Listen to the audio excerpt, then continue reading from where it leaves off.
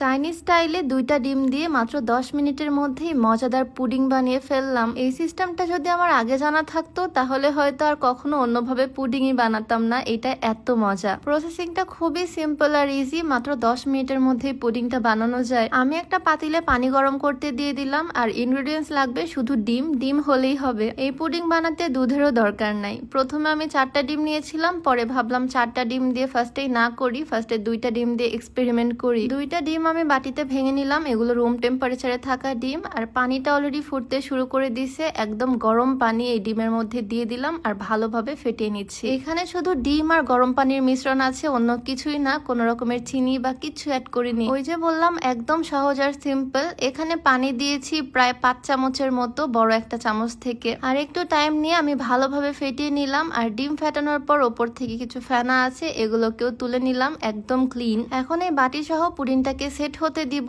এই পানির মধ্যেই দিতে চাইছিলাম, তবে এই পাতিলটা একটু বেশি ছোট হয়ে গেছে, তাই অন্য একটা প্যান নিলাম। প্যানের মধ্যে খানিকটা পানি দিয়ে দিলাম আর পানিটা ফুটতেও শুরু করে দিল। উপরে একটা স্ট্যান্ড বসিয়ে দিলাম আর তার উপরে দিচ্ছি এই বাটিটা। এখন জাস্ট হাতে গুনে 5 থেকে 7 মিনিট সময় লাগবে পুডিংটা সেট হতে। সুন্দর করে ঢাকনা দিয়ে একদম লো হিটে রেখে দিলাম। এইটাকে আমি রাখবো 10 মিনিটের জন্য, যাতে খুব ভালোভাবে ভিতরে কুক হয়ে যায়। পুডিং বসিয়ে দিয়ে আমি চলে আসলাম ড্রয়িং রুমে। পুরো রেসিপি তোমাদের সাথে শেয়ার করব, আর বেশি প্রসেসিং বাকি নাই। তবে তার আগে ড্রয়িং রুমে আসলাম, সোফা কভার লাগাবো সোফাতে। আমি সব সময় RH ব্র্যান্ডের অরিজিনাল তুর্কি সোফা কভার ইউজ করি। এই সোফা কভারটা আমি এসে কভার সেন্টার পেজ থেকে নিয়েছি। বারবার ওয়াশ করলেও কোনো রকমের সমস্যা হয় না। আমি খুবই সুন্দর পার্পল কালার নিয়েছি, তোমরা চাইলে নিজেদের পছন্দ মতো কালার কাস্টমাইজ করে নিতে পারো। অরিজিনাল কভার আমি সবসময় দেখে শুনে বুঝে নিই, আর আমাদের ফার্নিচার যেহেতু অনেক পুরাতন, তাই সবসময় কভার পরিয়ে রাখি। একদম ওল্ড মডেল আর ডিজাইনের। তবে তোমরা নিজেদের ফার্নিচারের জন্য একদম পারফেক্টটা নিয়ে নিতে পারো, শুধু তাদের পেজে ফার্নিচারের ছবি পাঠাতে হবে, তাহলেই হয়ে যাবে। অনেক রকমের ভেরিয়েশন, অনেক কালার তাদের পেজে পেয়ে যাবা। পেজটা আমি ডিসক্রিপশনে মেনশন করে দিয়ে রাখবো, নাম্বারটাও স্ক্রিনে দিয়ে দেওয়া থাকবে। যাই হোক, কভার লাগানোর পর তো ড্রয়িং রুমটা দেখতে অনেক সুন্দর লাগতেছে।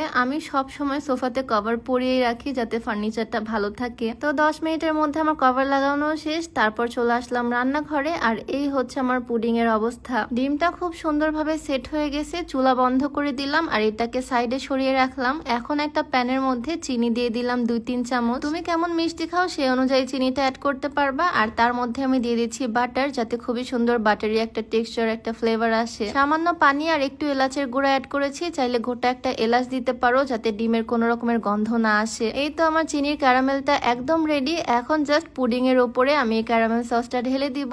আমার পুডিং একদম রেডি। কত কম সময়ে কম উপকরণ দিয়ে কি সুন্দর পুডিং হয়ে গেল, তাই না? এই জন্যই বলে চায়নারা বুদ্ধির জন্য সেরা। আমি একটা চাইনিজ রেসিপি দেখে এই পুডিংটা বানানো শিখেছি, আর তোমাদের সাথেও আজ শেয়ার করলাম। আমার পুডিং বানানো কমপ্লিট, এখন শুধু টেস্ট করার পালা। খুব সুন্দর করে পিস পিস করে নিয়েছি, উপর থেকে ক্যারামেল সস দিয়েছি অনেক বেশি করে। এখন এটা খেতে খুব মজা লাগবে। এই যে চায়না বুদ্ধিতে পুডিং বানানো শিখে গেলাম, এখন থেকে এইভাবেই পুডিং বানাবো। গরম গরম বাটিটা নিয়ে চলে আসলাম আমার হাজবেন্ডের কাছে। ডেজার্ট আইটেম যদিও একটু ঠান্ডা খেতেই ভাল লাগে, তোমরা চাইলে ফ্রিজে কিছুক্ষণ রেখে তারপরে সার্ভ করতে পারো। তবে এটা নিয়ে আমি এত পরিমাণে এক্সাইটেড ছিলাম, সাথে সাথে আমার হাজবেন্ডের কাছে নিয়ে চলে আসছি, আর ও খুব পছন্দ করছে। আমার ননদ বাইরে যাচ্ছিল, সেই সময় ওকেও একটু দিলাম টেস্ট করে দেখার জন্য। ওর কাছেও ভালো লাগছে। তোমরা চাইলে বাসায় ট্রাই করে দেখতে পারো, অবশ্যই ভাল লাগবে। সময়ও বেশি লাগে না, উপকরণও বেশি লাগে না। পুডিং খাওয়ার পরপরই আমার স্লিমিং টির কথা মনে পড়ছে, যদিও আমি চিনি খুব অল্পই দিছিলাম। আমি খাবার দাবার খুব একটা মেনটেন করি না, শুধু প্রত্যেকদিন এই স্লিমিং টিটা খাই, তাহলে আর ওজন বাড়ে না, কন্ট্রোলে থাকে। ওজন কমানোর জন্য তোমরা এই স্লিমিং টিটা ট্রাই করতে পারো। প্রত্যেকদিন সকালে আর রাত্রেবেলা খেতে হবে। স্লিমিং টি তোমরা পেয়ে যাবা বিউটি বাই লিম ফেসবুক পেজ থেকে। পেজটা আমি ডেসক্রিপশনে মেনশন করে দিব, নাম্বারটাও স্ক্রিনে দিয়ে দেওয়া থাকবে। যাই হোক, আজকে ছোট ভিডিওটা এখানেই শেষ করছি। সবাই ভালো থাকো, আল্লাহ হাফেজ, আসসালামু আলাইকুম।